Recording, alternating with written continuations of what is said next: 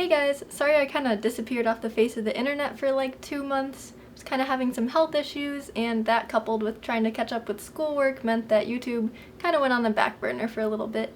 But thanks for sticking with me. I'm gonna try to be uploading at least semi-regularly over the summer, although we'll see how that goes. So this video is kind of the sequel to my college decision reaction video, which if you haven't seen that, go watch it. But spoiler alert, I'll be attending the University of Michigan's engineering school this fall as a Shipman Scholar, which I'm super excited about. But today I'm going to be talking about my test scores, my GPA, my extracurriculars, everything you guys want to know about, and I'll also be just giving some advice along the way. So let's get into it. Okay, so let's start out with test scores. I took 2 SAT subject tests. I got a 750 on Chem and a 770 on Math 2 my sophomore year, I think. I never took the ACT, and for SAT stuff, I got a 1530 the first time I took it, then it dropped down to a 1500, and then the final time I took it, I got a 1600. I think my highest essay score was a 768. Feel free to watch my SAT journey video if you'd like some more information and some more tips. Half my channel at this point is dedicated to just SAT stuff, so go check that out. Okay, so now for my course load. Some sketchy stuff kind of went down with the science curriculum like halfway through my freshman year, and they changed the requirements. And I was very set on like hacking their system and kind of testing out of everything ahead of time. That kind of screwed me over a little bit though, but I ended up getting excused out of an earth science credit and lots of other stuff. But in 5th grade, I tested out of 6th grade math. My summer of 9th grade, I tested out of English 9 and biology. And over 10th grade, I had to test out of Chem 1 Phys 1 because they added that as a prerequisite for taking like AP Chem and AP Physics, which I don't know why. And I also took online PE, and I threw up during the mile run. Then for my junior year, I took online health, and I took Gov over the summer of senior year during COVID, I think.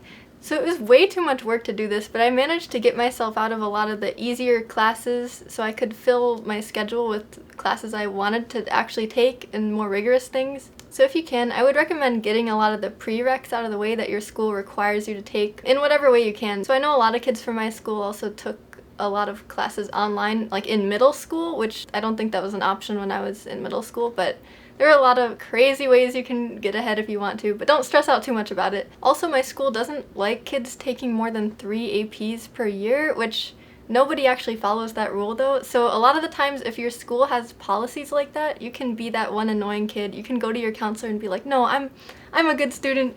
I can take 7 APs junior year. Talk to your counselors, talk to whoever's in charge, advocate for yourself as much as possible to take the classes that you actually want to be taking. So let's get into my actual classes that I took like during school now. So in 9th grade, I took AP Environmental Science, Algebra 2AC, World History and Geography, German 2AC, English 10, and I was in concert orchestra, which was like the middle tier orchestra. Then in 10th grade, I took AP Chem plus the lab hour that goes along with it, took AP Language and Composition, Pre-Calc AC, Normal US History, German 3 AC, and Concert Purple Orchestra. So that year concert orchestra split into 2 levels, and I got into the slightly higher level. Then 11th grade, I went all out on the APs, but honestly, my 11th grade schedule wasn't that much worse than my 10th grade schedule because it kind of depends on the APs you take and the teachers you get, honestly. So for 11th grade, I took AP Lit, AP Macro, AP Micro, BC Calc, which was a lot, AP Physics, AP Psych, and I made it into Symphony Orchestra that year. And then this year, I took AP CSA, AP Bio, and Humanities, which was like 2 courses, but just really like 4 courses in one, and Symphony Orchestra.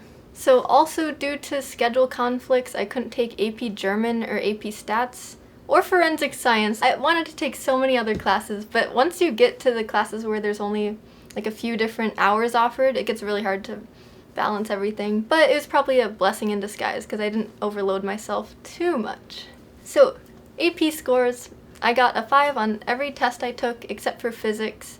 My bio score is still pending. I'll find that out in July. And I didn't end up taking the comp sci test because 1, we didn't really get through the curriculum in time for me to take the test, and 2, I was kind of having my health issues right when I signed up to take the test, so I just didn't log in that day.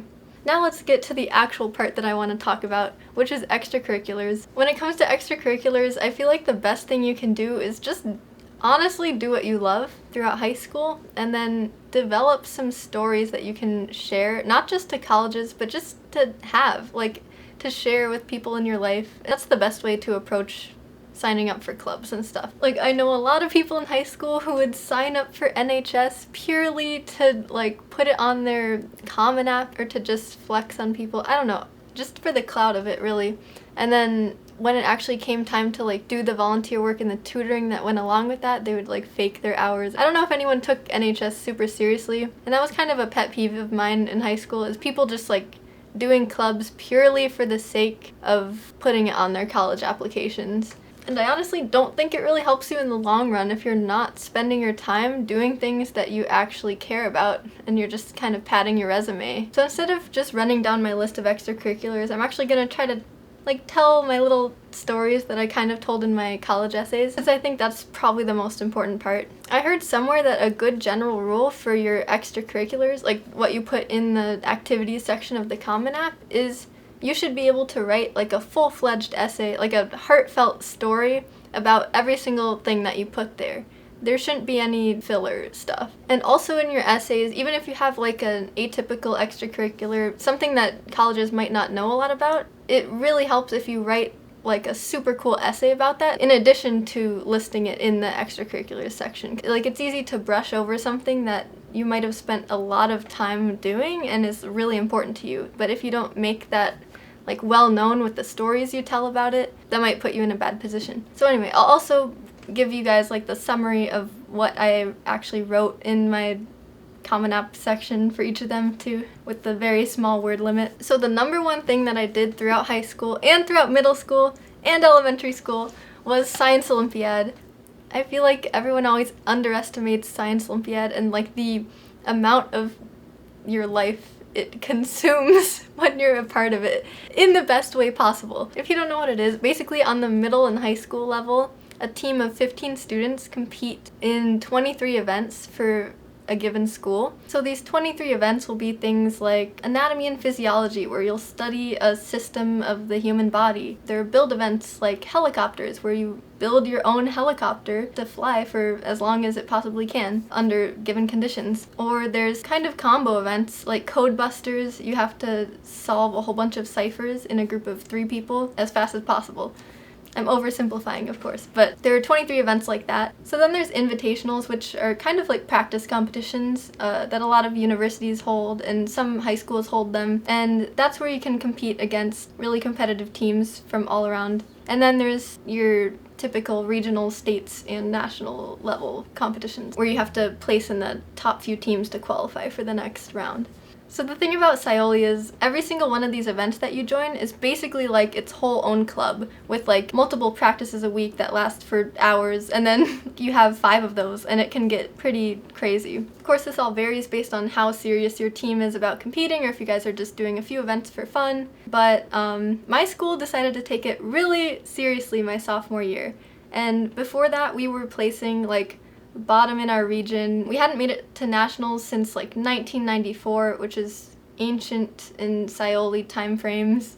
But something about just, like, the group of people, my sophomore year, we basically went crazy as a team, and we're thinking, we're gonna try our luck at making nationals. The year before, we'd placed 4th at states, and we needed to place 2nd to get to nationals. So we were like, whoa, we're kind of close. We can do this. I was an event head sophomore year, so I coached 3 events, a lot of events. So I had to not only, like, show up to the practices, but also prepare the content to, like, teach the other students in the event and select teams and stuff, because I was also on the board. So each of my events at our peak craziness would meet 2 or 3 times a week, and we practiced, like, 2 to 4 hours every single time we met. And I was in 4 events that year, so that was my life sophomore year. With all of the odds against us, we placed 2nd in the state, which was just enough to qualify us for nationals, and we were, like, beyond excited about that. That was, like, our dream come true. We were expecting to get, like, middle of the pack at nationals. We ended up placing 5th. We blew our own expectations away. It was maybe the most fun few days of my life. I came home first in forensics, third in boom and lever, and fourth in herpetology that year. This year we actually made it to nationals again, but it was so much more anticlimactic because it was virtual and it's not the same vibes when it's not in person. I ended up placing 6th in forensics and 3rd in boom and lever again this year. I could ramble about Science Olympiad literally all day, and maybe I'll make another video about it in the future, but basically note that that was the majority of my extracurriculars throughout my 4 years. I was board member, event head, and I had some honors to go along with it, which is cool. So in addition to high school Science Olympiad, I also started coaching events at my old middle school's Science Olympiad. So I coached Rocks and Minerals my freshman year, which is actually why I started making geology content on this channel. I kind of helped coach herpetology my sophomore year, and then junior and senior year I coached ornithology. So I think probably the highlight of my entire Science Olympiad career was actually the last competition before COVID happened my junior year. It was the University of Michigan's Invitational, which is known to be like super competitive, and there were 5 kids in my event that year, which is like kind of small. Their school decided, I think like the day before or the day of, to send a 3rd team, which meant that one of my kids would have to get dropped in and compete alone, like the day of. They ended up getting 4th, 2nd, and 1st, so every single kid in my event got to stand on that stage and collect their medal, like at the same crazy invitational, and that, I was like screaming. I was so proud. I'm still so proud of them all. Shout out to you guys if you're watching this. I don't know if they know about my YouTube channel. So anyway, I really liked coaching middle school Science Olympiad too. Just middle schoolers are so much more enthusiastic than high schoolers when it comes to like learning about science and stuff.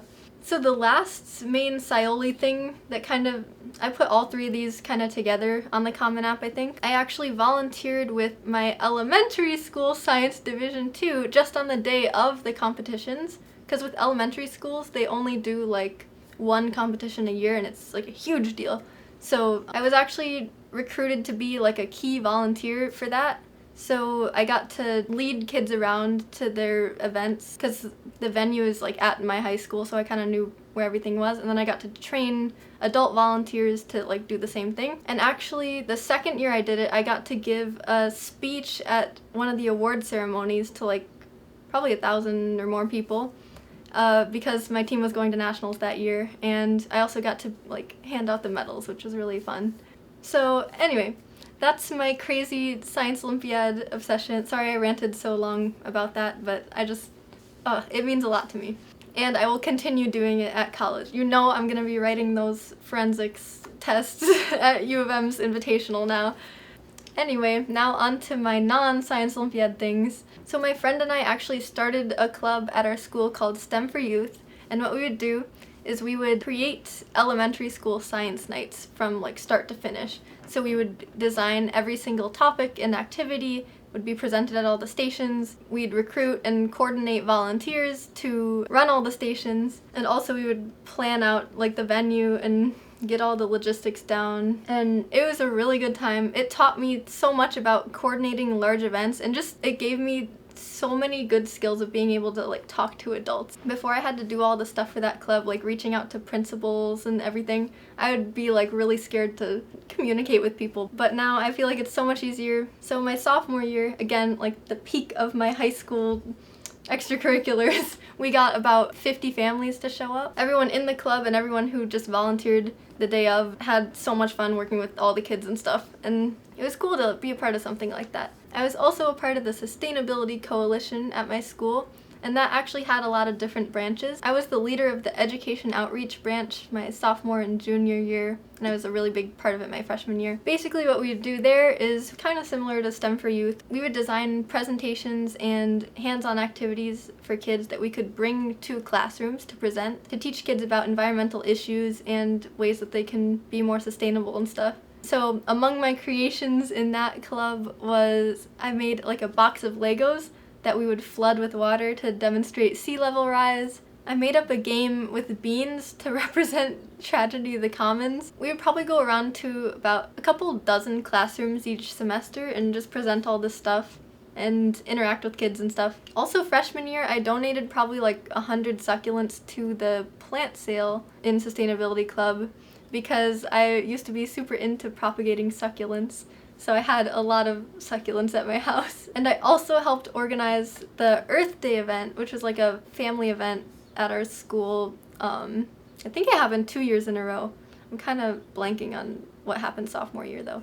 But that was really fun. So we kind of presented some of the same stations that we would do in the classrooms. But yeah, Sustainability Club was just a fun way for me to interact more with kids and to advocate for something that I'm passionate about. Alright, so orchestra. I have been playing cello since 5th grade, and I already said I was in orchestra all 4 years of high school. We would go to Interlaken in the summers. We also went on a tour to London my sophomore year, which was one of the best weeks of my life. Sophomore year was the peak of it all. We were supposed to go to Carnegie Hall this year, but we unfortunately just had to make do with Zoom and upbeat music. I would also do usually a solo and an ensemble every year for solo and ensemble. I got ones at regionals and states a lot, except for 1 year. My friend and I decided to do a cover of Bohemian Rhapsody. We ended up getting a 2 because the judges didn't really appreciate like classic rock instead of classical music. It was still worth it though. And I would also help with some of the fundraiser things like the car washes, playing at restaurants to raise money and stuff. I was never like hugely involved in orchestra though, but orchestra was still such a great community for me, and I met some of my best friends there, and I'm going to continue to do it at U of M also. Then also YouTube. This one probably goes without saying because here I am, but I love making videos just for like school projects and stuff, and just talking in front of a camera. I've been doing it for a really long time, like before the existence of this channel. I had many other channels that are now deleted, except for one, which is still up there somewhere, but yeah, we don't talk about that. But at the prime time of college applications, this channel was mainly still a geology channel, and I wasn't really posting super regularly, but I saw that from the analytics that one of my videos was getting played in like a lot of classrooms from like around the world, and I was freaked out from that a little bit, but I just thought it was really cool that like my content was being used to educate people, and I guess it probably still is. I haven't checked the analytics in a bit, but it was just crazy. Like people were doing ed puzzles for my video that I like scrapped together. I kind of just wrote about that and how it might have helped people learn during COVID. This channel has always been a great way for me to share whatever I'm passionate about at the moment, so I'm really glad I got to kind of sneak it into the college apps process. I also regularly tutored a few of my friends and family friends. With some of the younger kids, sometimes I'd work on just like simple multiplication flashcards, and it's just really fun and easy to see improvement in those areas, so it was really fulfilling. I actually wrote one of my UC essays on that, and part of my Common App essay was on some of our experiences working together. Okay, so the last 2 activities are, I know I'm a hypocrite, these are the ones that I probably shouldn't have included. They're what would be considered filler. I wouldn't really be able to write like an essay about either of these really, but they were still fun. First one is volunteering with the Humane Society. The second one is miscellaneous community volunteering or something like that. Basically, these 2 encompass most of my just like community service volunteering type stuff, like helping with library events, random stuff around the school, editing people's essays. I would volunteer at so many of the events that were like a lot of NHS people were there, but I was like kind of salty that I'd never joined NHS. This was just me being salty about that and like adding it to my application just without the neat bundle of NHS on it. So yeah, I don't think it hurt my application at all, but it probably didn't help either, so I don't know. I could have filled it with something else or just left it blank. That's also fine. Alright, so for the honors section, you get 5 spaces to fill in your 5 most important awards, like in the order of importance to you. And I may have gone a little bit overboard with this one, just slightly. I put the 3 National Science Olympiad awards I got my sophomore year here because those were definitely the most meaningful to me. And then I kind of cheated and like not cheated, but I added the regionals and states awards that I got for those events also to kind of show that it was not just a one-time thing. Like this was a big deal to me. Then in the next space, I grouped in all of the academic awards I got for English my sophomore year because I submitted essays in 3 categories. I submitted a rhetorical analysis, a personal narrative essay, and like an argumentative essay. And I got first in all 3 categories. I was proud of that, so I put that. Even though it's maybe not the most prestigious thing, I was happy with that. So yeah, I kind of squeezed all those together, which I don't know if you're supposed to do. Then in the last spot, I put National Merit semifinalist. And then later I got National Merit finalist too, but I didn't. That was like in February or whatever, so I couldn't put that. The trick with the honors is that if you have too many honors that don't fit into the thing, or you have some honors that maybe aren't important enough to put in the 5 spaces, but you still want to show off, you can just stick them in the additional information section. Don't go crazy overboard with this, like still try to keep it to the things that are meaningful to you, but using the additional information section is really good if you have stuff that you didn't get to mention anywhere else. So I used that space to list that I was a National AP Scholar, a semifinalist for MMPC, and I also listed a few of the scholarships that I got recognized for or won. And my favorite thing is the German Day stuff. So every year the LSA department of U of M puts on a German Day for all the high schoolers, and you can compete in different events and stuff. My sophomore year, my friends and I in German class had this joke. Like we made up a family tree basically, and then it turned into so much more than that, and that was like our whole life that year, was just like developing lore for this mysterious family we created. We ended up entering the video portion of German Day and making an entire film on this family, all in German. It was like 10 minutes long. It was basically just going super overboard with the school project. We ended up winning, and that still makes me laugh to this day because the judges had to sit through like 10 minutes of just like, 1, our German is probably pretty bad. 2, it definitely doesn't make sense to anyone like outside of our very small circle of friends. So yeah, that's on YouTube somewhere, by the way. I'm not sharing the link for it though.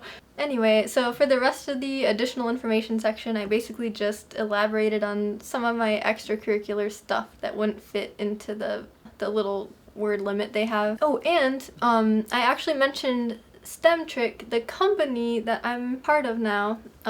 We're still not completely off the ground yet, but we will be soon. But I mentioned getting approached by and starting to work on tutoring content for STEM Trick, which it wasn't really a huge thing before I submitted my application, and I think I added that later, like after I already submitted it to some schools. But I was excited about it, so I put it on there. Then I also had a little summer activities section where I just mentioned like watching Yale Open Courseware, MIT Open Courseware, those type things, and basically explaining all the quirks in my schedule, like how some things didn't work out and how COVID meant that I couldn't do some of the things that I said I was going to do. Like I was going to have an independent study. It got canceled because of COVID. I mentioned that because that's why I only had 5 classes senior year. Now, I guess rec letter. Let's talk rec letters. I don't know if that gets included in these videos usually, but I think it's important. Get them from the teachers that know you personally the best.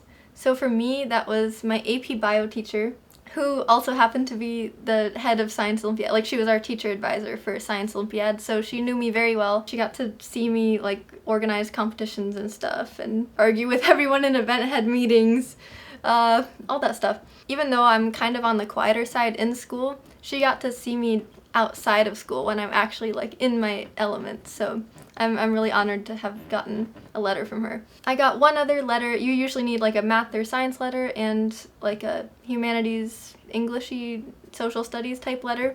So I got my other letter from my AP Lang teacher, and his class was perhaps my favorite all throughout high school. He assigned a lot of projects that were really open-ended and you could express yourself really well. So he knew a lot of the personal issues I was dealing with at the time. I felt like I connected to everyone in that class on a bit of a deeper level than a normal class, you know? And his class was also notoriously difficult, so I kind of bombed every single one of his reading quizzes, but there were like a few projects that I really thought I shined on, and that made me more proud of them than usual projects. So like one of them I gave like a persuasive speech for our midterm, and I'm very, very bad at public speaking, so that was like a huge deal for me. So I was just proud of some bits of my work in that class, and yeah, I just really enjoyed that class a lot.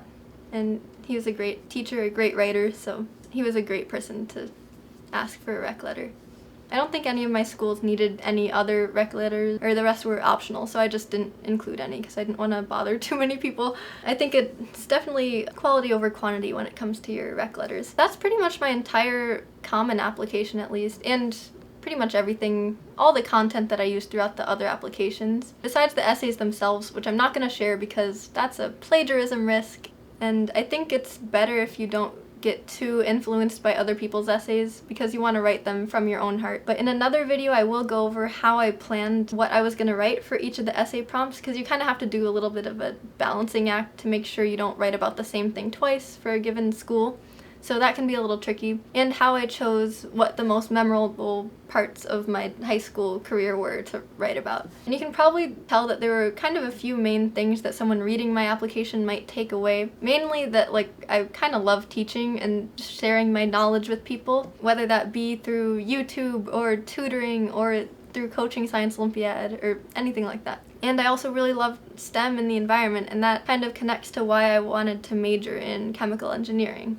Before I go, I just want to let you know I was super worried about the college app process before I actually went through it myself. But now that I've been there, done that, I can tell you guys there's really nothing to worry about. Like, I know everyone says it, but it's true. You can't let your life be dictated by what you think colleges want to see. That's just not a good way to go through high school. Right after I got rejected from like a lot of the elite schools I applied to, I'm not gonna lie, it hurt. I was confident in my application and how I spent my time throughout high school, and I was relieved that I had this boost from my high test scores. So after I started getting rejected from like school after school, I started thinking, it's because I got a B in calc that one semester, it's because I didn't get an internship as like a freshman, or because I didn't do sports, or because I didn't take college classes in high school. And I know that all sounds crazy now, but it's easy to get into that mindset. So don't. And somehow it all hurt worse because of my 1600, because I knew it was me they were rejecting, not my test scores. It was my essays or my personality or the way I chose to spend my free time, and that's scary, but that's the cold hard truth of college admissions. No one's guaranteed a spot at any university, no matter how good your test scores are, even if you have a perfect GPA. Even if you built a nuclear bomb in your basement or whatever, nobody's guaranteed a spot because you might just not be quite the right applicant that the university is looking for in that day or in that hour. The universities like to fill their spots with different types of applicants, so even if you excel in one thing, they might be looking for a completely differently qualified applicant, and that's okay. Rejections would have hurt a million times worse if I had tried to shape myself into exactly what I thought colleges wanted to see, if I had stopped doing things I loved because they didn't fit into certain boxes, and then still gotten rejected at the end. Because I didn't do that, I can say that I truly loved my time in high school, even the COVID parts, but let's be honest, mostly the non-COVID parts. I feel like I made a real difference in the communities that matter to me, and I made so many amazing memories and friends along the way. Now I get to go into college prepared with the leadership and communication skills that I learned from all these 4 years, and I get to continue doing what I love with the people I love. And who could ask for more than that?